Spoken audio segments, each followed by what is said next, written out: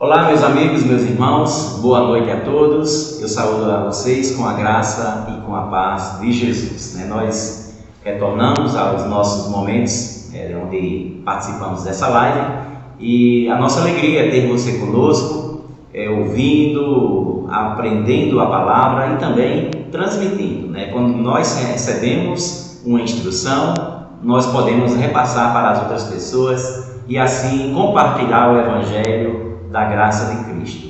Nessa noite, eu quero convidar você a juntos nós meditarmos no livro de 1 Tessalonicenses, capítulo 4, nós vamos ler do 1 até o versículo 8, tá bom? Você, se estiver com a sua Bíblia, acompanhe aí para a gente aprender juntos. Diz assim a palavra de Deus: Finalmente, irmãos, nós vos rogamos e exortamos no Senhor Jesus que, como de nós recebestes, quanto à maneira para que deveis ser agradáveis a Deus e efetivamente estáis fazendo, continueis por progredir cada vez mais. Porque estáis inteirados de quantas instruções vos demos da parte do Senhor Jesus.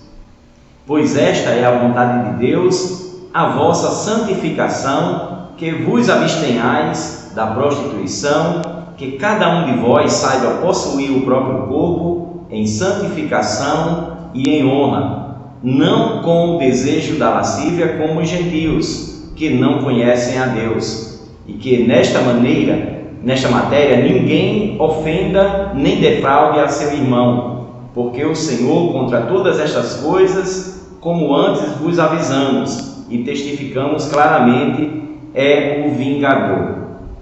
Porquanto Deus não nos chamou para a impureza, e sim para a santificação. Quem rejeita estas coisas, não rejeita o homem, e sim a Deus, que também vos dá o Espírito Santo. Esse texto, o apóstolo Paulo, aqui na sua carta aos Tessalonicenses, traz a condição para que o servo de Deus agrade a Deus. Então, o tema nosso é diferente de agradar, é ser transformados por Deus. A gente pode ser alguém amado por Deus e viver uma vida que não agrade a Ele. Tem essa condição.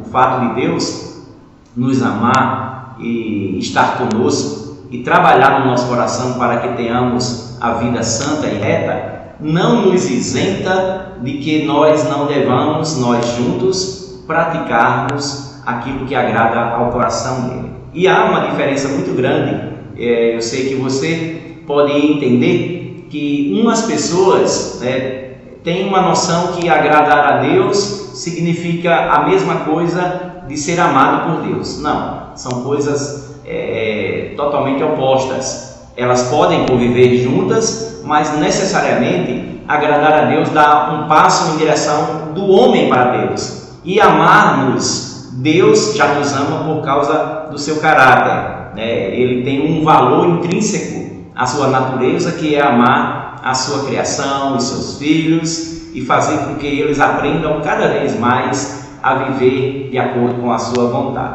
Então, nessa noite, eu quero desafiar você que nos ouve e sabe que essa é uma das palavras mais firmes no nosso coração, é que possamos andar todos em novidade de vida.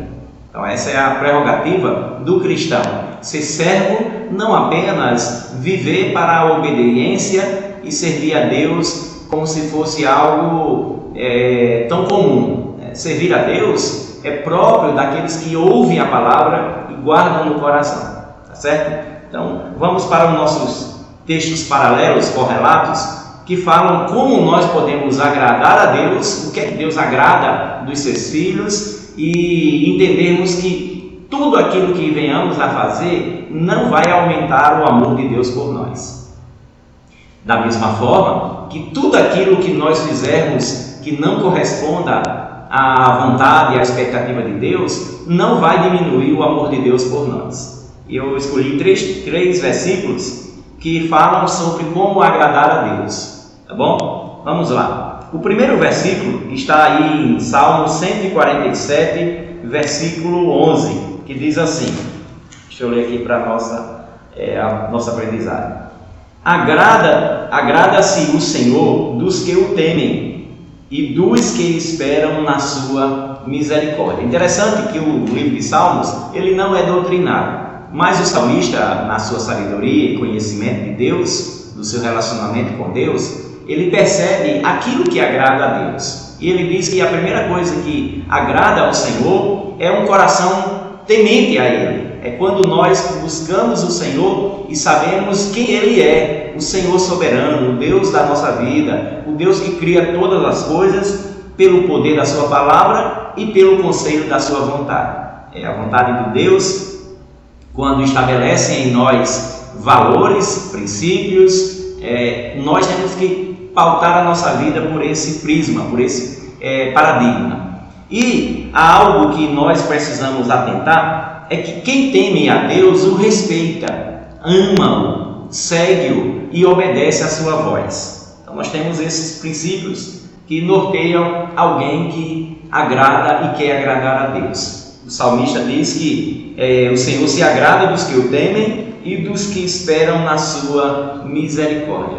Veja você que é algo bem participativo do nosso coração. Quando a gente espera no Senhor, busca nele, confia nele, que ele, como Deus, tem suprido as nossas necessidades, nós nos sentimos apaziguados, confortados, edificados por ele. Nós somos conduzidos pelo caminho que Jesus proporciona aos seus filhos. Então, a primeira ideia que eu quero trazer para você é: se você quer agradar a Deus, a Bíblia é bem clara nesse fundamento.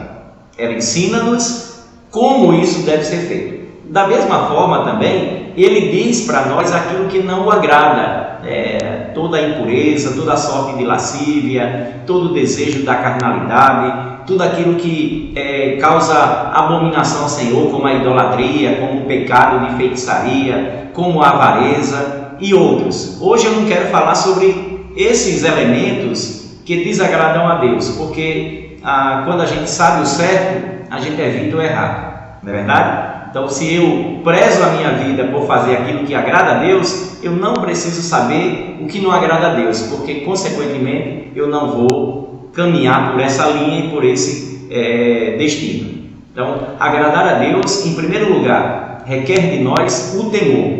A Bíblia diz que o temor do Senhor é o princípio da sabedoria.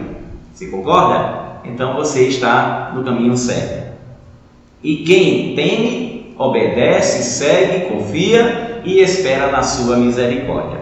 O segundo texto que nos traz uma referência também é Salmo 51, versículo 17, que diz assim: sacrifícios agradáveis a Deus são o espírito quebrantado, coração compungido e contrito, não o desprezarás, ó Deus. Veja que esse segundo meio que Deus demonstra para nós é o fato de nós nos arrependermos. Um coração contrito e quebrantado requer uma postura, ou seja, nós sabemos que Deus nos ama, sabemos que Ele conduz a nossa vida, mas o fato de sermos pecadores, pessoas que erram constantemente, que desviam-se facilmente, como ovelhas, que junto do seu pastor, ela olha de lado, ela quer o atalho, ela vai pelas veredas que não são caminhos retos, e Deus olha para essas pessoas e espera que elas retornem, assim como o filho pródigo, assim como aqueles que estavam perdidos, assim como aqueles que estavam em atos de desobediência. Então, o arrependimento, diz o texto aqui, ele demarca algumas características no ser humano. É um coração compungido, contrito, aquebrantado. É quando nós sabemos da nossa limitação e buscamos em Deus o refrigério, a cura, a libertação.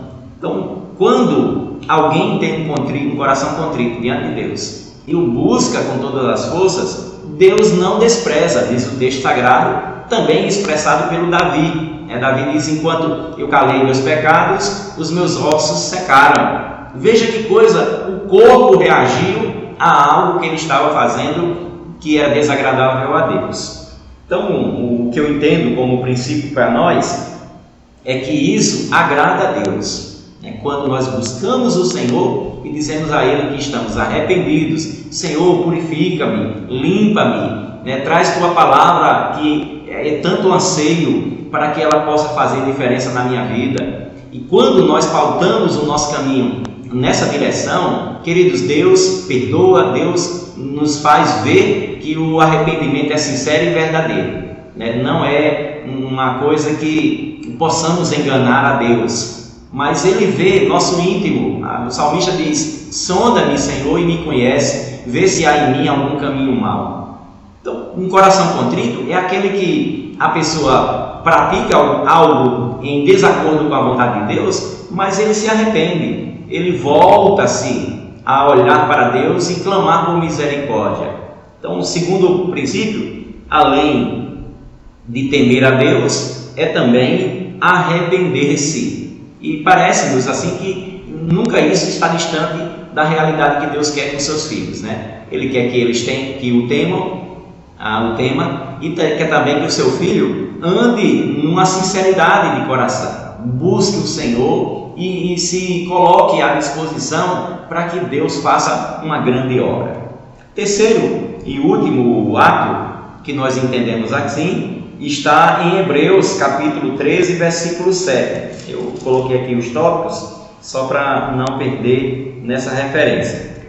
Então diz assim: a sabedoria, porém, lá do alto, é primeiramente pura, depois pacífica, indulgente, tratável, plena de misericórdia e de bons frutos, imparcial e sem fingimentos. Veja aqui o que o autor aos Hebreus traz para nós como terceiro princípio: é fazer o bem. Notem vocês que quando nós olhamos para o passado, os salmistas, eles sempre distinguiam dois tipos de personalidade, dois tipos de pessoas. Existiam os justos, existiam os ímpios. Quem eram esses ímpios? Ímpios é que têm uma natureza de impiedade. Eles praticam o mal, eles se alegram com a injustiça, eles não temem a Deus, eles têm um coração de pedra endurecido, ele é um povo de dura servir. Então, quando nós olhamos o conselho aqui da sabedoria que, diga-se de passagem, é própria daqueles que têm a Deus. Existem muitas pessoas inteligentes, pessoas que têm muito conhecimento. Isso não significa sabedoria. A sabedoria requer de nós a aplicabilidade daquilo que sabemos. Porque a sequência é dados, informações, conhecimento e inteligência, e por último a sabedoria é aquela que é aplicável em determinados casos. Então, uma pessoa age com sabedoria quando ele ouve e pratica aquilo que é bom, que edifica a todos, que fortalece, que anima, que encoraja, que dá um sentido para as pessoas. E estar perto de uma pessoa assim é a melhor coisa que existe. Você tem convivido com pessoas sábias, então você vai notar que essa pessoa, ela quer o seu bem, ela pratica o que é correto. Então o autor aos Hebreus diz que ela tem alguns fundamentos. Quais são? Ela é tratável, plena de misericórdia e traz bons frutos. É tão ruim quando nós conhecemos pessoas que têm uma índole má, tem um coração mau, ele trama as coisas, ele quer o mal do outro, ele faz emboscada, armas ciladas, prepara armadilhas. Então a pessoa assim, ele não pensa no bem do outro. Mas a Bíblia diz que para agradar a Deus, nós temos que ter um coração assim, bondoso, um coração que cativa, que atrai pessoas. E esses filhos de Deus que se revelam como aqueles que querem agradar a Deus, sempre a gente está se autoavaliando, se analisando, buscando examinar-se se nós temos procedido assim. Porque se houver em nós a nossa luz, ela não refletir a luz de Cristo, a luz que estiver em nós será trevas, escuridão, aquilo que não agrada ao Senhor. Então nós temos esses três elementos, Nós temos aqui o temor, nós temos o entendimento do arrependimento. Isso é próprio, gente. uma pessoa que não teme a Deus, ele jamais vai se arrepender. Ele morre negando. Ele aproxima-se daquele que é ingrato. Ele não reconhece que Deus é um Pai perdoador, amoroso. E o que acontece com a pessoa assim? Cada vez mais ela se sente e fica solitária. Ela não busca ajuda, não busca apoio. Eu, na minha vida, durante a minha existência, eu conheci pessoas inúmeras que procediam assim. Elas não têm amigos, elas não compartilham ideias, elas não ouvem o outro, apenas em si mesmadas. Elas buscam a sua vontade, ela busca impor a vontade para as pessoas. E o texto que nós lemos aqui em Tessalonicenses vai trazer para nós justamente o oposto.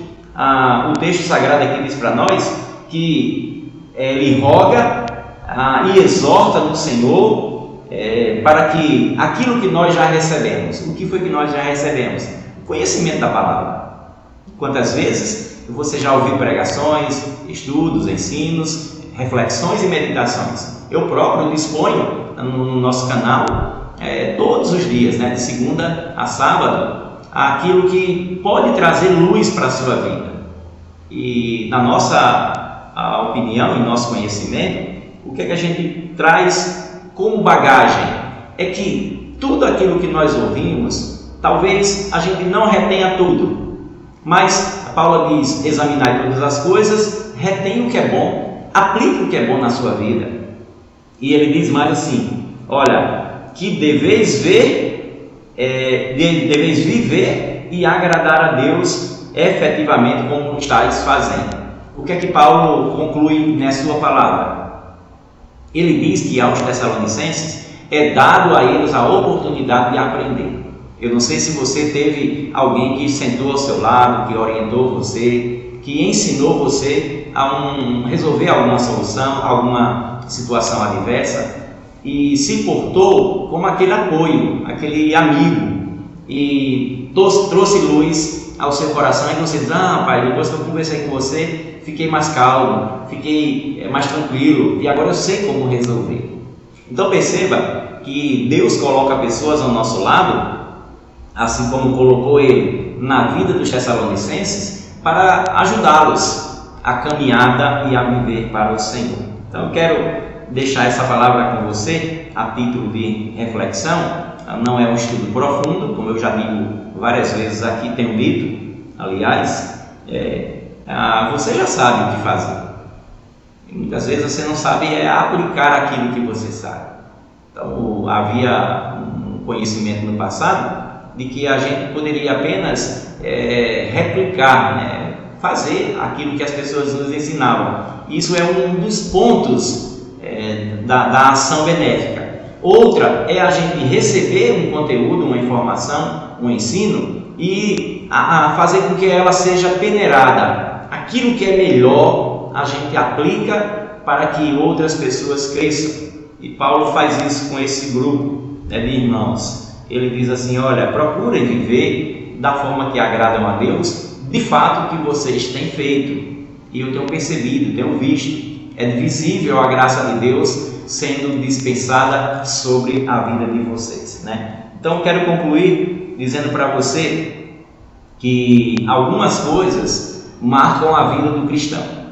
Quais são elas? A primeira é a fé. A fé é que distingue-nos daqueles que não têm um conhecimento de Deus e não abrem o coração para crer no Senhor. A Bíblia diz assim: sem fé é impossível agradar a Deus. Então, uma forma de a gente agradar a Deus: se arrependendo, produzindo bons frutos, fazendo bem e temendo o Senhor. E uma forma de não agradar a Deus, qual seria? Aquela que diz que não exerce fé, não se torna galardoador dos que o buscam, ou seja, não é presenteado porque não recebem a palavra e guarda no coração. O salmista vai dizer: guardei a tua palavra no coração para não pecar contra ti. E também, além desses valores que eu citei, do arrependimento, do temor e do ato da bondade, de fazer o bem, nós temos um conhecimento que ele não pode ficar restrito a nós mesmos. Tudo aquilo que eu recebi, eu tenho que transmitir às outras pessoas. Por que isso é necessário e fundamental? É porque quando eu retenho o conhecimento em mim mesmo, e eu digo, olha, eu já estudei tanto, já pesquisei tanto, já analisei muitas coisas, já fiz buscas para que eu pudesse sobreviver nesse mundo e viver de uma forma regalada e justa, tudo isso é válido. Só que tem pessoas que não têm a mesma facilidade que você tem. Talvez as pessoas estejam desejando, pedem em oração a Deus, Senhor, manda alguém transmitir a tua palavra, me ensina aquilo que eu não entendo, eu sou leigo, eu não sou tão entendido, eu sou simples e humilde, permite-me, Pai, conhecer algo mais acerca do Senhor e da tua vontade, né? A Bíblia diz que a vontade de Deus é boa, agradável e perfeita. Então, irmãos, para o nosso crescimento espiritual, tenha uma vida de temor a Deus, saiba que Ele é Senhor, com Ele não se brinca. A Bíblia diz, horrenda coisa é cair na mão do Deus vivo, né? A Bíblia diz, aquilo que o homem semear, isso certamente ceifará, colherá. Outra coisa que a gente pode ver nessa ideia é que quando nós buscamos o Senhor, sabemos que Ele nos ouve e Ele nos remete a fazermos aquilo que edifica. Nós compartilhamos a palavra não apenas como um ato de reproduzir, né? Mas nós levamos a palavra porque ela é vida. As pessoas que receberão de nós, dos nossos lábios, estarão agradecidas para sempre. Alguns estudiosos dizem que esse é um tipo de galardão lá no céu, onde estaremos com o Senhor e veremos pessoas que fomos nós que os levamos ao entendimento da palavra. Que coisa boa, né? Saber que Deus nos honra aplicando as verdades na nossa vida e distribuindo entre os demais. Então, eu quero encerrar essa palavra, não quero ser prolixo e demorado nas minhas conclusões, mas eu quero desafiar você. Medite nessa palavra viva, palavra que transforma, que liberta. Quando a gente recebe essa palavra com toda a avidez, com todo desejo, todo ânimo, a Bíblia diz que em nós nasce como um rio, que jorra água de vida eterna. O Espírito entra trabalhando no nosso ser de tal forma que a palavra flui, e se a gente for falar do amor de Deus, da graça do Senhor, da misericórdia que Ele teve conosco, a gente ia passar a noite aqui, não teria fim, porque grandes coisas fez o Senhor por nós e por isso estamos alegres. A nossa palavra de gratidão a você que ficou comigo durante esse tempo, pacientemente. Você é uma pessoa abençoada, porque retém a palavra e não desiste dela, tá certo? Que Deus aplique essas verdades no seu coração, tenha você uma noite abençoada. E se você gostou dessa palavra, sentiu que ela edificou sua vida, compartilhe com outras pessoas. Se você quiser curtir, na nossa página no YouTube, comentar, dizer como ele chegou até o seu coração, trazer um pedido de oração, colocar algo que você queira expressar e convide pessoas para estar junto com você nessa mesma busca, servir ao Senhor e encontrar meios de agradá-lo. A gente vive nessa condição de servos que agradam ao seu Senhor. Que Deus te abençoe, fortaleça a sua vida e traga paz e luz ao seu coração e à sua casa. Boa noite.